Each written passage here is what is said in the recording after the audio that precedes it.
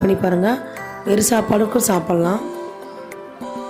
இப்போ வதங்கிருச்சு வெங்காயம். 3 ஸ்பூன் அளவு இஞ்சி பூண்டு பேஸ்ட்டு போட்டுக்கலாம். 3 பெரிய தக்காளி போட்டிருக்கேன். சின்ன தக்காளியாக இருந்தால் 5 போட்டுக்கலாம். உப்பு கொஞ்சம் போட்டு வதக்கிக்கலாம். புதினா மல்லி கொஞ்சம் போட்டுக்கலாம். ஜஸ்ட்டு ஃப்ளேவருக்கு தான். இப்போ கழுவி வச்ச சிக்கனை தண்ணி இல்லாமல் வடித்து சேர்த்துக்கலாம்.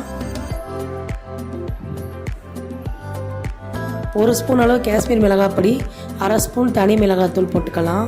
காரத்துக்காக 3 ஸ்பூன் அளவு மல்லித்தூள் போட்டுக்கலாம். 1/4 ஸ்பூன் மஞ்சத்தூள் போட்டுக்கலாம். கரம் மசாலா பொடி 1/4 ஸ்பூன் போட்டுக்கலாம். பட்டை ஏலக்காய் கிராம்பு தாங்க நுணுக்குனது. உப்பு போட்டுக்கலாம் தேவையான அளவு. இப்போ நல்லா வதக்கி விட்டுடலாங்க சிக்கனை. இப்போ சிக்கன் நல்லா வதக்கியாச்சு. மூடி போட்டு அடுப்பை ஸ்லிம்மில் வச்சு நல்லா வேக விட்டு எடுத்துக்கலாம். தண்ணி நல்லா பிரிஞ்சு வந்துடும்.